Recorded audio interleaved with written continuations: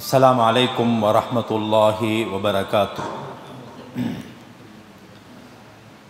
الحمد لله نحمده ونصلي على رسوله الكريم أما بعد. கண்ணியமான பெரியோர்களே, சகோதரர்களே,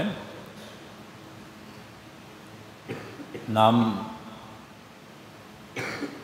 இஸ்லாமிய வருடம் 1447 ஆண்டு, அந்த ஆண்டின் 3வது மாதம் ரபியூனில் அவ்வல் மாதம்.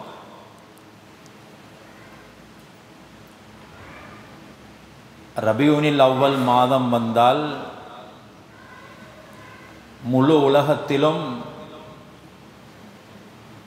எல்லா பள்ளிகளிலும் பேசப்படக்கூடிய ஒரு தலைப்பு ஹஜ்ரத் ரசூலுல்லாஹி ஸல்லல்லாஹு அலைஹி வஸல்லம் அவர்களை பற்றியதாக இருக்கும். ஏனென்றால் ஹஜ்ரத் ரசூலுல்லாஹி ஸல்லல்லாஹு அலைஹி வஸல்லம் அவர்கள் இந்த உலகத்தில் பிறந்து இறந்த மாதம். ரசூலுல்லாஹ்வுடைய பிறப்பும் இறப்பும் இந்த இரண்டும் நடந்தது இந்த மாதத்தில் தான்.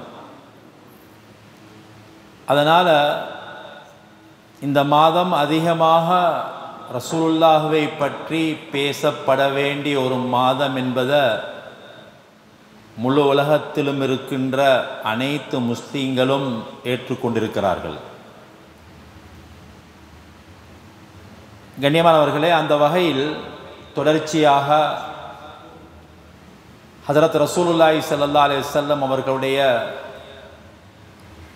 சீரா வரலாறு பேசப்பட்டு வருகிறது. இதற்கு முன்னால் பேசியவர்கள் ரசூலுல்லாஹ்வுடைய பிறப்பு, அன்னாருடைய சிறுபிராயம், இது போன்ற விடயங்களை முன்வைத்திருப்பாங்க. இன்றைய தலைப்பாக இருக்கிறது ஹஜ்ரத் ரசூலுல்லாஹி ஸல்லல்லாஹு அலைஹி வஸல்லம் அவர்களுடைய நுபுவத்துடைய அந்த காலத்துக்கு முன்னால் நடந்த அந்த நிலைமைகள், ரசூலுல்லாஹ்வுடைய நிலைமைகள் எப்படி இருந்தது. கண்ணியமானவர்களே, ஹஜ்ரத் ரசூலுல்லாஹி ஸல்லல்லாஹு அலைஹி வஸல்லம் அவர்கள் தன்னுடைய 12வது வயதில், அதாவது ஹஜ்ரத் ரசூலுல்லாஹி ஸல்லல்லாஹு அலைஹி வஸல்லம் அவர்களுடைய அன்னாருடைய பாட்டனார் அப்துல் முத்தலிப் அவர்களிடம்தான் வளர்ந்து வந்தார்கள். அன்னாருடைய 8 வயதிலே பாட்டனார் அப்துல் முத்தலிப் அவர் வஃபாத்தாகின்றார். வஃபாத்தாகுவதற்கு முன்னாலேயே, என்னுடைய வஃபாத்துக்கு பின்னால் இந்த குழந்தையை நீங்கள் தான் பராமரிக்க வேண்டும் என்று அபூ தாலிபுக்கு சொல்லி வைத்திருந்தார்கள். அந்த வகையில் அப்துல் முத்தலிப் மரணித்த உடனே அந்த குழந்தைய கையில் இருக்கிறார் அபூ தாலிப். மிக அழகாக, மிக இரக்கமாக அந்த பிள்ளைய வளர்த்து வருகின்றார் அபூ தாலிப். அன்னாருடைய 12வது வயதிலே அபூ தாலிப் வியாபாரத்துக்காக ஷாமுக்கு போகின்றார். அந்த நேரத்தில் ஹஜ்ரத் ரசூலுல்லாஹி ஸல்லல்லாஹு அலைஹி வஸல்லம் அவர்களையும் தன்னோடு அழைத்து கொண்டு போகிறார். அந்த பிரயாணத்தில் புஸ்ரா என்ற அந்த நகரத்தை அடைகிறார்கள். அங்கே இருந்தார் ஒரு துறவி, புஹைரா என்ற ஒரு துறவி, அதாவது அவருடைய மார்க்கத்துடைய ஒரு தலைவர். இவங்க அந்த ஊருக்கு போன உடனே அவர் எங்கேயுமே வெளியே போறல்ல. அப்படியான அந்த புஹைரா இவங்க ஷாமுக்கு போயிருக்கிறாங்க, வந்திருக்கிறாங்க என்று கேள்விப்பட்ட உடனே அவர் என்ன செய்யறாருன்னா சந்திக்க வரார்.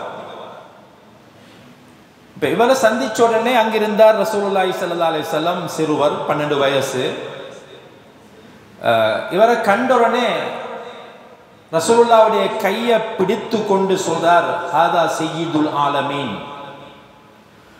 ஹாதா ரசூலு ரப்பில் ஆலமீன், இவர் இந்த அகிலத்தாருடைய தலைவராக இருக்கிறார், இவர்தான் அகிலத்தாருடைய தூதுவராக இருக்கிறார்.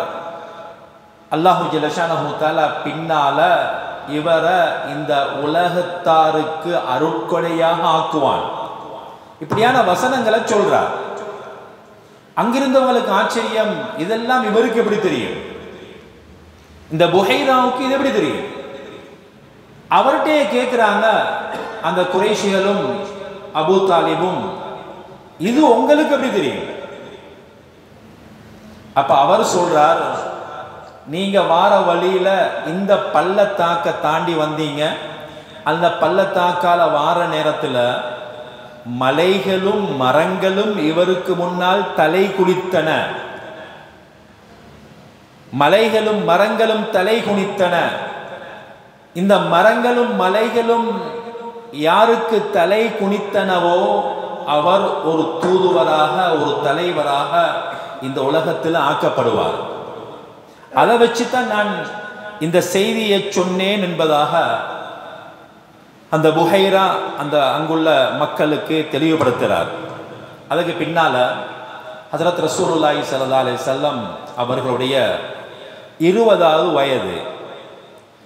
இந்த 20வது வயதில் இருக்கும் பொழுது குறைஷிகளுக்கும் கைஸ் ஐலான் என்ற ஒரு கோத்திரம், அந்த கோத்திரத்தோடு ஒரு சண்டை, ஒரு சின்ன ஒரு போர் ஒன்று போகுது. அந்த அந்த அந்த போருக்கு தான் ஹர்புல் ஃபிஜார், ஹர்புல் ஃபிஜார் என்றது பேர். இந்த போர் நடக்கிற நேரத்தில் ஹஜ்ரத் ரசூலுல்லாஹி ஸல்லல்லாஹு அலைஹி வஸல்லம் அந்த இதில் கலந்து கொள்றாங்க. அப்ப அந்த நேரத்தில் தந்தை அப்துல்லாவுடைய சகோதரர்களும் அதில் கலந்து கொண்டாங்க. ரசூலுல்லா போயிட்டு அவர்களுக்கு உதவியாக இருந்தாங்க. அம்புகளை எடுத்து கொடுக்கறது, இது மாதிரி அந்த அந்த வயசுல அந்த உதவிகளை ரசூலுல்லாஹி ஸல்லல்லாஹு அலைஹி வஸல்லம் செஞ்சு வந்தாங்க என்பதும் அந்த வரலாறுல எழுதப்பட்டிருக்குது. கண்ணியமானவர்களே, அப்படியாக ரசூலுல்லாவுடைய தன்னுடைய வாலிப வயசு, அன்னாருடைய வாலிப வயசுல ரசூலுல்லாஹி ஸல்லல்லாஹு அலைஹி வஸல்லம் ஏதாவது ஒரு தொழில் இருக்கணும். அவங்க ஆரம்பித்த தொழில் என்னன்னா ஆடு வளர்க்கிறது. மக்காவாசிகளுடைய ஆடுகளை கூலிக்கு மேய்ச்சிக்கிட்டு வருவாங்க. மேய்க்கிற வேலை, ஆடுகள் மேய்க்கிறது. யாருடைய மக்காவாசிகளுடைய ஆடுகளை வாங்கிட்டு போவாங்க, பேய்த்து மேய்ச்சி கொண்டு வந்து கொடுத்துட்டு அதுக்குரிய கூலியை வாங்கி கொள்வாங்க. இதுதான் ரசூலுல்லாஹி ஸல்லல்லாஹு அலைஹி வஸல்லம் அவர்களுடைய ஆரம்ப தொழிலாக இருந்தது. எனவே ஆடு மேய்க்கிறது என்பது நபிமார்கள் செஞ்சு வந்த ஒரு வேலை. ஹஜ்ரத் ரசூலுல்லாஹி ஸல்லல்லாஹு அலைஹி வஸல்லம் அவங்களும் கூட இந்த ஆடு மேய்க்கிற வேலையை பார்த்திருக்கிறாங்க. முன்னால வந்த நபிமார்களும் பார்த்திருக்கிறாங்க. ரசூலுல்லாஹ் அந்த வேலை செஞ்சிருக்கிறாங்க. கொஞ்ச காலம் அதை செஞ்சுட்டு அதை விட்டாங்க. அதுக்கு பின்னால ரசூலுல்லாஹி ஸல்லல்லாஹு அலைஹி வஸல்லம் வியாபாரத்தை ஆரம்பிக்கிறாங்க. ஆரம்பம் ஒரு கூலி தொழில், அதுக்கு பின்னால வியாபாரம். ஒரு கூலி தொழிலை செஞ்சு பொழுதுதான் வியாபாரத்தை ஆரம்பிக்கிறாங்க. அப்ப வியாபாரத்தை ஆரம்பிக்கிறாங்க. அதுவும் ஒரு பார்ட்னர்ஷிப் பிஸ்னஸ். சாயிப் இப்னு அபி சாயிப் என்பவரோடு சேர்ந்து 2 பேருமாக கூட்டு வியாபாரத்தை ஆரம்பிக்கிறாங்க. அப்ப அப்படியாக ரசூலுல்லாஹி ஸல்லல்லாஹு அலைஹி வஸல்லம் வியாபாரத்தை செஞ்சு கொண்டு போற நேரத்தில் ரசூலுல்லாஹ்வுடைய 25வது வயசு வருது. 25வது வயசுல அங்க இருந்த ஒரு மக்கால் இருந்த ஒரு பெரிய வியாபாரி தான் ஹஜ்ரத் ஹதீஜா ரலியல்லாஹு தஆலா அன்ஹா. ஒரு பெண்மணி, பெரிய செல்வம் உள்ளவர், ரொம்ப விவேகமான புத்தி, நல்ல வசதி இருந்துச்சு, பெரிய வியாபாரம். இவங்க என்ன செய்வாங்கன்னா, ஹதீஜா ரலியல்லாஹு தஆலா அன்ஹா ஆக்களை பேசி வியாபார பொருட்களை கொடுத்து அனுப்புவாங்க. நீங்க போய்த்து இதை சாமான வித்துட்டு வாங்க, இதுல வருகின்ற லாபத்துல ஒரு பகுதி அவங்களுக்கு தாரேன் என்று சொல்லி சாமான்களை கொடுத்து அனுப்புவாங்க.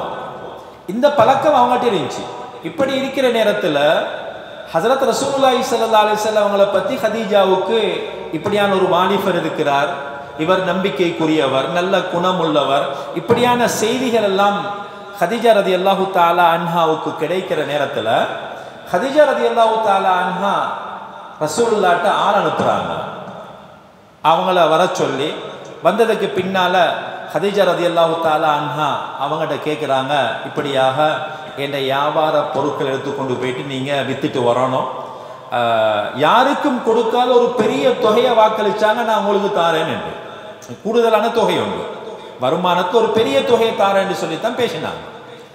அப்போ ரசூலுல்லாஹி ஸல்லல்லாஹு அலைஹி வஸல்லம் அதுக்கு சரி கண்டாங்க. சரி நான் போறேன், ஷாமுக்கு போனாங்க.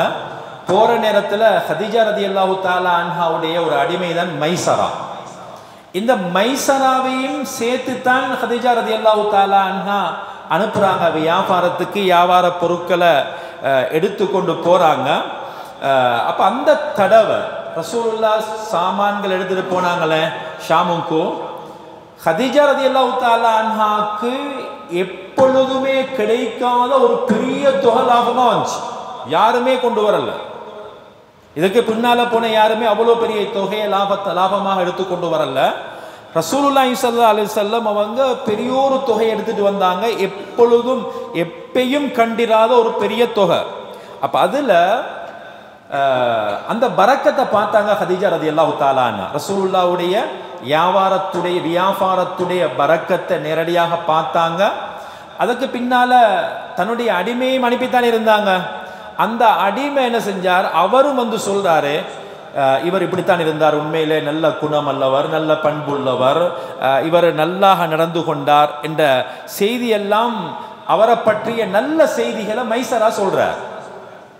இப்ப ஹதீஜா ரலியல்லாஹு தஆலா அன்ஹா அவங்களுக்கு ஒரு நினைப்பு, ஒரு சிந்தனை வருது, எனக்கு கணவராக வருவதற்கு இவர் தான் தகுதி. 25 வயசு ரசூலுல்லாஹ்வுக்கு, ஹதீஜா ரலியல்லாஹு தஆலா அன்ஹாக்கு 40 வயசு. அப்ப கணவராக வாரதுக்கு தகுதி இவர் தான் என்று இப்ப இவங்களோட சிந்தனையில வருகுது, இந்த முஹம்மத நான் திருமணம் முடிக்கணும். இப்ப திருமண பேச்சு அனுப்புறாங்க. திருமண பேச்சு அனுப்பின நேரத்தில் ஹதரத் ரசூலுல்லாஹி ஸல்லல்லாஹு அலைஹி வஸல்லம் அதை சரி கண்டாங்க. ஹதீஜா ரலியல்லாஹு தஆலா அன்ஹாவை திருமணம் முடிக்கிறதுக்கு சரி கண்டாங்க. அந்த வரலாறுல எழுதுறாங்க, பெரும் பெரும் தலைவர்கள், பெரிய செல்வந்தர்கள் எல்லாம் ஹதீஜா ரலியல்லாஹு தஆலா அன்ஹாவை திருமணம் முடிக்கணும்னு ஆசைப்பட்டாங்க. ஹதீஜாவை திருமணம் முடிக்கிறதுக்கு பெரிய செல்வந்தர்கள் எல்லாம் வந்தாங்க, பெரும் தலைவர்கள் எல்லாம் வந்தாங்க. ஆனா அவங்க ஏற்றுக்கொள்ளல. ரசூலுல்லாஹி ஸல்லல்லாஹு அலைஹி வஸல்லம் அவங்கள முடிக்கணும் என்று தான் ஆசைப்பட்டாங்க. ரசூலுல்லாஹும் சரி கண்டாங்க. அந்த திருமணம் மிக அழகாக நடந்தது. கண்ணியமானவர்களே, ரசூலுல்லாஹி ஸல்லல்லாஹு அலைஹி வஸல்லம் அவர்களுடைய முதலாவது மனைவி தான் ஹதீஜா. பல திருமணங்கள் முடிச்சாங்க. முதலாவது திருமணம் முடித்தது ஹதீஜா ரலியல்லாஹு தஆலா அன்ஹாவை. ஆனா ஹதீஜா ரலியல்லாஹு தஆலா அன்ஹா மனைவியாக இருக்கின்ற காலத்துல ரசூலுல்லாஹி ஸல்லல்லாஹு அலைஹி வஸல்லம் வேறு யாரையும் திருமணம் முடிக்கல. ஹதீஜா ரலியல்லாஹு தஆலா அன்ஹாவுடைய வஃபாத்துக்கு பின்னால தான் பல திருமணங்கள் முடித்தாங்க. ஹதீஜா ரலியல்லாஹு தஆலா அன்ஹா இருக்கின்ற காலத்தில் என்ன செய்யல, யாரையும் இன்னொரு திருமணத்தை ரசூலுல்லாஹி ஸல்லல்லாஹு அலைஹி வஸல்லம் முடிக்க இல்லை. கண்ணியமானவர்களே, ரசூலுல்லாஹ்வுக்கு பல குழந்தைகள். அதுல இப்ராஹிம் என்ற அந்த குழந்தையை தவிர, மகனை தவிர மற்ற எல்லா குழந்தைகளும் ஹதீஜா ரலியல்லாஹு தஆலா அன்ஹாவால கிடைத்தவர்கள் தான். அதுல முதலாவது குழந்தை தான் காசிம். முதலாவது பிள்ளைக்கு பேர் வச்சாங்க காசிம் என்று. அதனால தான் ரசூலுல்லாஹ்வுடைய புனை பெயர் அபுல் காசிம், காசிமுடைய தந்தை. புனை பெயர் அபுல் காசிம்.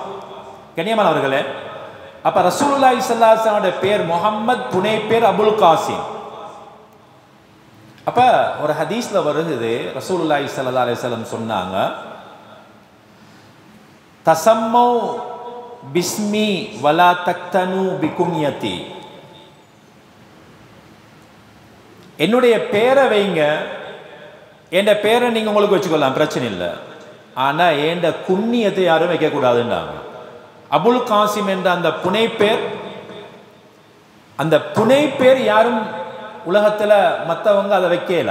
அபுல் காசிம் என்ற அந்த புனை பேர் யாரும் வைக்கல. இதை ரசூலுல்லாஹ் தடுத்தாங்க.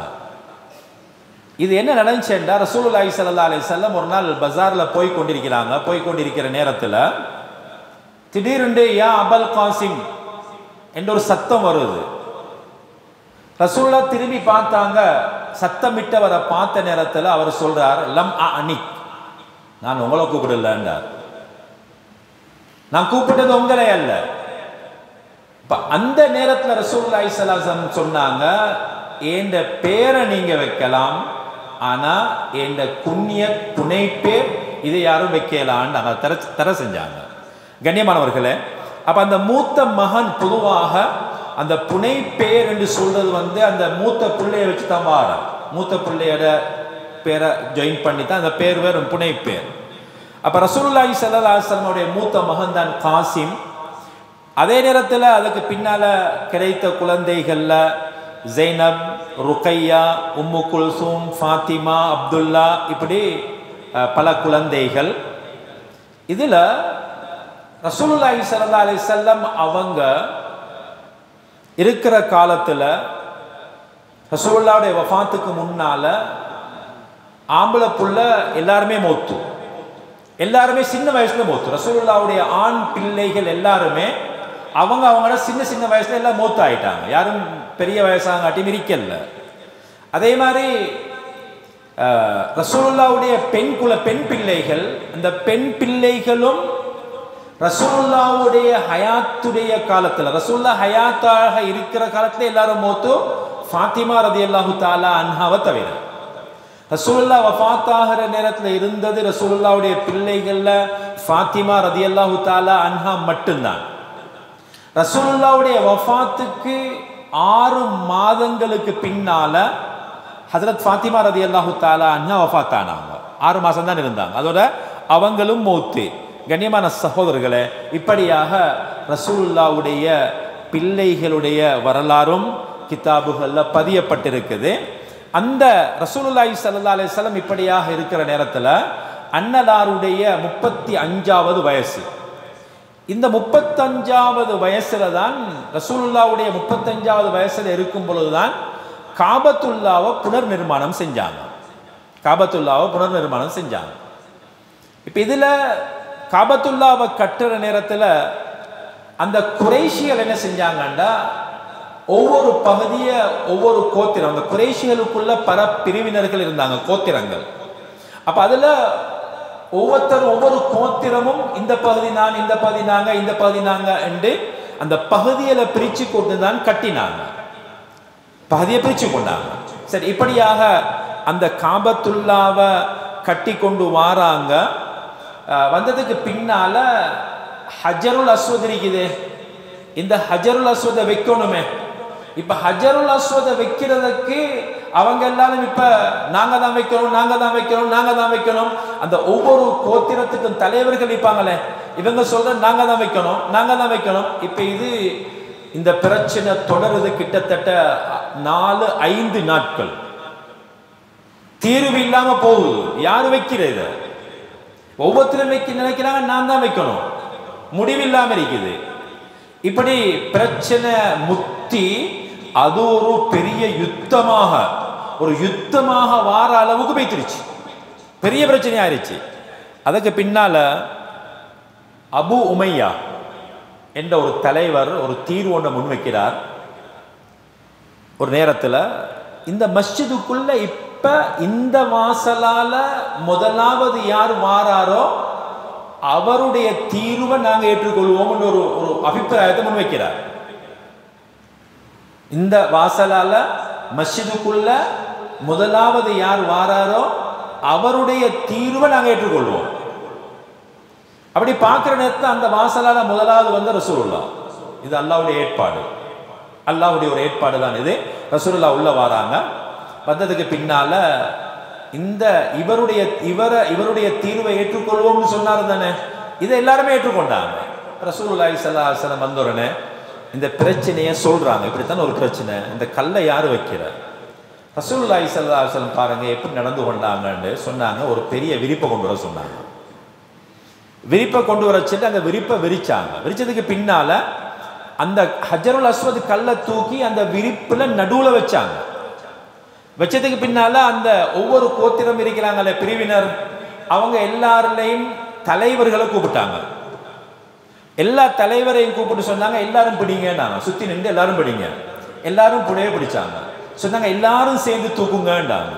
எல்லாரும் சேர்ந்து தூக்கினாங்க. மேலே வந்ததுக்கு பின்னால ரசூலுல்லாஹ் அந்த கல் எடுத்து தூக்கி அந்த இடத்துல வச்சாங்க. பாருங்க, இந்த விஷயத்துல எல்லாரும் பங்கு. இப்ப யாரு சரி நான் செய்யறான்னு இருந்தது, இப்ப அந்த வேலையில எல்லாரும் பங்கு கொண்டாங்களா இல்லையா? அப்ப ரசூலுல்லாஹி ஸல்லல்லாஹு அலைஹி வஸல்லம் அந்த இடத்துல பாருங்க ஒரு அழகான தீர்வமும் வச்சாங்க. அந்த பிரச்சனையை எப்படி அழகா முடிச்சாங்க. கண்ணியமானவர்களே, ரசூலுல்லாஹி ஸல்லல்லாஹு அலைஹி வஸல்லம் அவங்க இப்படியாக பிரச்சனைகளுடைய நேரத்தில் தீர்வு சொல்றதுல மிக அழகான முறையில் அந்த தீர்வை செஞ்சு வைப்பாங்க. ரசூலுல்லாஹ்வை தான் தேடி போவாங்க. இந்த காபத்துல்லாவை புனர் நிர்மாணம் செய்கின்ற பணி அப்படியே தொடருது. அந்த நேரத்தை அந்த குறைஷிகள் தான் அந்த காபாவை கட்டினது. பின்னால ரசூலுல்லாஹி ஸல்லல்லாஹு அலைஹி வஸல்லம் அந்த குறைஷிகளுடைய விஷயத்தில் எழுதுறாங்க கசுரத் பிஹிமுன் நஃபகத்து தய்யிபா, அதாவது இந்த காபத்துல்லாவை கட்டி கொண்டு போற நேரத்தில் காபாவை கட்டி முடிக்கிறதுக்கு இந்த தூய்மையான ஹலாலான காசு பணம் போதிய அளவுக்கு இருக்கல, அவங்ககிட்ட குறைஷிகள்ட்ட இருக்கல்ல. அதாவது ஹலாலான தூய்மையான காசு இருக்கல்ல. அதனால அந்த காபத்துல்லாவை பூர்த்தியா கட்டி முடிக்கல. ஒரு பக்கத்தை வச்சாங்க. அதுல எல்லாரும் பார்த்திருப்பீங்க, அந்த ஹத்தீம் அரைச்சோர் ஒன்று இருக்குது. அரை சுவர் ஒன்று ஒரு சைட்ல என்ன செய்யுது, அரை சுவர் இருக்குது. இந்த அரை சுவர் பூர்த்தியாக இருந்த சுவர் தான் அது. ஹஜரத் இப்ராஹிம் அலைஹிஸ்ஸலாம் தானே காபத்துல்லாவை கட்டியது. இப்ராஹிம் அலைஹிஸ்ஸலாம் கட்டுற நேரத்தில் அது பூர்த்தியான சுவராகத்தான் இருந்துச்சு. குறைஷிகள்கிட்ட அந்த போதிய வசதி இல்லாததுனால அதை அரை சுவராக வச்சுட்டாங்க. இது உண்டு அந்த காபத்துல்லால வந்த ஒரு செய்தி. அதுக்கு பின்னால அந்த காபத்துல்லாவுடைய வாசல் தானே, இந்த வாசல் பார்த்திப்பீங்க எல்லாரும் கொஞ்சம் ஒசரத்தில் தான் இருக்குது. கதவு ஏணி வச்சு ஏறித்தானே இறங்கணும், இப்படித்தானே இருக்குது. இதுவும் குறைஷிகள் செஞ்ச வேலை. இது என்னத்தை கேட்டா, எல்லாரும் காபா உள்ளுக்கு போகக்கூடாது, நாங்க யாரை அனுப்ப நினைக்கிறோமோ அவங்க மட்டும்தான் போகணும், எல்லாரும் போகக்கூடாது. இந்த எல்லாரும் போகக்கூடாது என்பதற்காகவே என்ன செஞ்ச, அந்த காபத்துல்லாவை கதவை கொஞ்சம் ஒசத்தி வச்சாங்க. இது குறைஷிகள் செஞ்ச ஒரு மாற்றம். இப்ராஹிம் அலைஹிஸ்ஸலாத்துடைய காபா எப்படி இருந்துச்சுன்னா, அது அந்த கதவும் கீழே தானே இருந்துச்சு, பனிய வரங்காட்டி இருந்த கதவு தானே அது.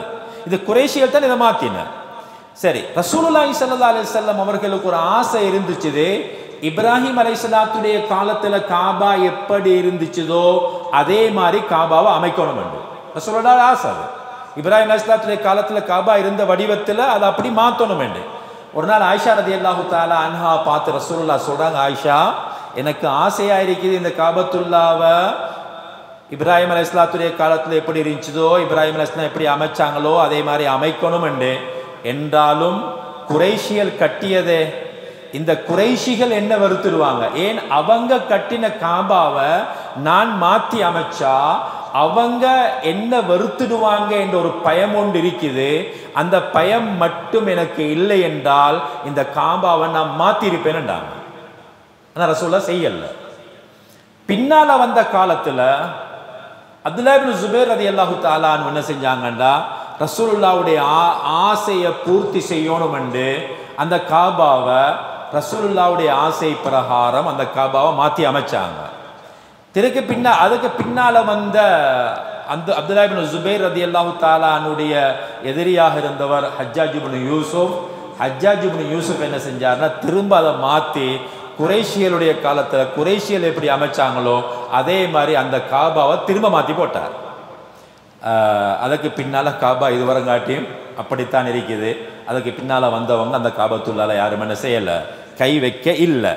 இப்படியாக அந்த காபத்துல்லாவுடைய அந்த அந்த புனர் நிர்மாணம் அந்த குறைஷிகளால் செய்யப்பட்டு அது மாதிரியான விடயங்கள் தொடர்ந்தன.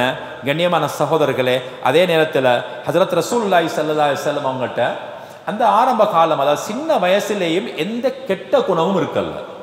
ரசூலுல்லாஹ்ட்ட சின்ன வயசுல கூட அல்லாஹ் அந்த ரசூலுல்லாவை பாதுகாத்து வச்சிருந்தான். கெட்ட குணம் கெட்ட பழக்கம் எதுவுமே இருக்கல்ல. ஜாஹிலியத்து காலத்து மக்கள் அவங்க ஏதாவது நல்ல காரியம் செஞ்சா அதுல போய் சேர்ந்து கொள்வாங்க. இந்த காபத்துல்லாவுடைய பணி இது மாதிரி நல்ல விஷயங்கள் செய்யக்கொள்ள, சமூக பணிகள் நல்ல விஷயங்கள் செய்யக்கொள்ள ரசூலுல்லாஹ் அதுல போய் சேர்ந்து கொள்வாங்க. அந்த அவங்களோட அந்த அந்த ஆரம்ப காலத்தில், நுபுவத்துக்கு முன்னால் உள்ள காலத்தில்.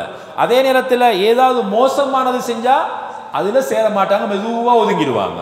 நல்லது செஞ்சால் சேர்ந்து கொள்வாங்க. ஏதாவது கெட்ட வேலைகள் மோசமான வேலைகள் செய்கிற நேரத்தில் ரசூலுல்லாஹ் மெதுவா ஒதுங்கிடுவாங்க, அதுல பங்கு கொள்ள மாட்டாங்க.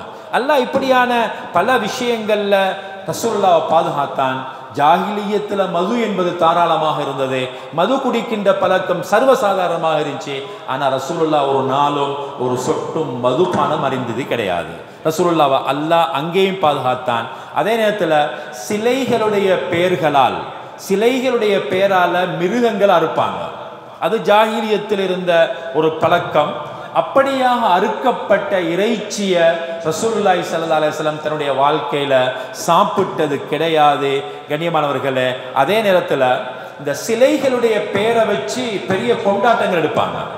பெரும் பெரும் சிலைகள் எல்லாம் இருந்துச்சு. அந்த சிலைகளுடைய பெயரால கொண்டாட்டங்கள், விழாக்கள். அந்த விழாக்கள்லையும் ரசூலுல்லாஹி ஸல்லல்லாஹு அலைஹி வஸல்லம் அவங்க பங்கு கொள்ற பழக்கம் இருக்கல்ல. அதே நேரத்தில் நல்ல குணங்கள் நிறைய இருந்துச்சு, நிறைய நல்ல குணங்கள். அதனால சமூகத்தார் ரசூலுல்லாஹ்வை ரொம்ப மதித்தாங்க. அல் அமீன் நம்பிக்கையானவர், அஸ்ஸாதிக் உண்மையாளர் என்றெல்லாம் அந்த அந்த காலத்தில் நுபுவத்துக்கு முன்னாலேயே ரசூலுல்லாஹ்வை நம்பிக்கையானவர் என்றும் அஸ்ஸாதிக் உண்மையானவர் என்றும் அவருக்கு பேர் சூட்டக்கூடிய மக்கள் தான் இருந்தாங்க. கண்ணியமானவர்களே, அந்த ரசூலுல்லாஹ்ட்ட இருந்த நல்ல குணங்கள், அதாவது ரசூலுல்லாஹ் முதலாவது வஹி வருது ஹிரா குகையில் இருக்கிற நேரத்தில். முதலாவது வஹி வந்த நேரத்தில் ஜிப்ரீல் அலைஹிஸ்ஸலாத்தை முதலாவது கண்டாங்க. வந்த நேரத்தில் ஜிப்ரீல் அலைஹிஸ்ஸலாம் முதலாவது கட்டி அணைச்சி நெசுக்கினாங்கன்னெல்லாம் வருவது. அதாவது சொன்னாங்க, என்னால என்ற சக்தி அதனுடைய எல்லையை அடைந்து விட்டது என்றாங்க. ஹத்தா பலக மின்னில் ஜுஹுத், அதாவது சக்தி அதனுடைய எல்லையை, கஷ்டம் அதனுடைய எல்லையை அடைந்தது. லேசியம் ஜிப்ரீல் அலைஹிஸ்ஸலாம் நெசுக்கினா லேசான நெசுக்கலா வாய்க்கும், கட்டி நெசுக்கினாங்க, நெசுக்கிட்டு விட்டாங்க. சரி, இப்ப இந்த ஜிப்ரீலுடைய அந்த உருவத்தை பார்த்த ரசூலுல்லாஹ்வுக்கு கடுமையான பயம். அந்த பயம் எந்த அளவுக்கு இருந்துச்சுன்னா ரசூலுல்லாஹ்வுக்கு காய்ச்சல் பிடிச்சிருச்சு. அங்கிருந்து ஓடோடி வராங்க. கதீஜா ரலியல்லாஹு தஆலா அன்ஹாட்ட வந்து சொன்னாங்க, ஜம்மிலூனி ஜம்மிலூனி, என்ன போத்துங்க போத்துங்க. வீட்டுக்கு வந்து சொன்னாங்க, என்ன போத்திடுங்க, ஏன் காய்ச்சல் பிடிச்சா போத்தணும். சரி, போத்த சொன்னாங்க. கதீஜா ரலியல்லாஹு தஆலா அன்ஹா போத்தி விட்டாங்க.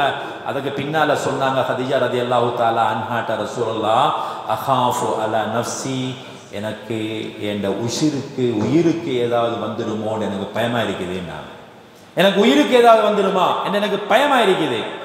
கதீஜா ரலியல்லாஹு தஆலா அன்ஹா உடனே சொல்றாங்க, கல்லா வல்லாஹி லா யுஹ்ஸீகல்லாஹு அபதா, அல்லாஹ் மீது சத்தியமாக, அல்லாஹ் மீது சத்தியமாக ஒரு நாளும் அது நடக்காது. லா யுஹ்ஸீகல்லாஹு அபதா, அல்லாஹ் உங்களை ஒரு நாளும் கேவலப்படுத்த மாட்டாங்க, நீங்க கேவலம் அடைய மாட்டீங்க. அதுக்கு பின்னால சொல்றாங்க, இன்னக லதஸிலுர் ரஹீம், நீங்க உறவுகளை சேர்ந்து வாழ்றீங்க. வதஸ்துகுல் ஹதீஸ், நீங்க ஒரு நாளும் பொய் பேசுறல, பேசினா உண்மையாகத்தான் இருக்கணும், பேசினா உண்மையைத்தான் பேசுவீங்க. அதுக்கு பின்னால வதக்ரில் லைஃப், விருந்தாளிகளை அழகாக கவனிக்கிறீங்க, விருந்தாளிகளை அழகாக கவனிக்கிறீங்க. வதஹ்மிலுல் கல்ல, தன்னுடைய சுமையை தன்னால சுமந்து கொள்ள முடியாதவர்கள், அதாவது தன்னுடைய வேலையை தன்னால செஞ்சு முடியாதவங்க இருக்கிறாங்களே, அவங்களோட சுமையை நீங்க சுமக்கிறீங்க, அந்த சுமையை நீங்க சுமக்கிறீங்க. வதக்ஸிபுல் மாதூம், ஏழைகளுக்கு சம்பாரிச்சு கொடுக்குறீங்க, ஏழைகளுக்கு நீங்க சம்பாரிச்சு கொடுக்குறீங்க. இப்படியான நல்ல தன்மைகள், நல்ல குணங்கள் எல்லாம் உங்கள்கிட்ட இருக்குது.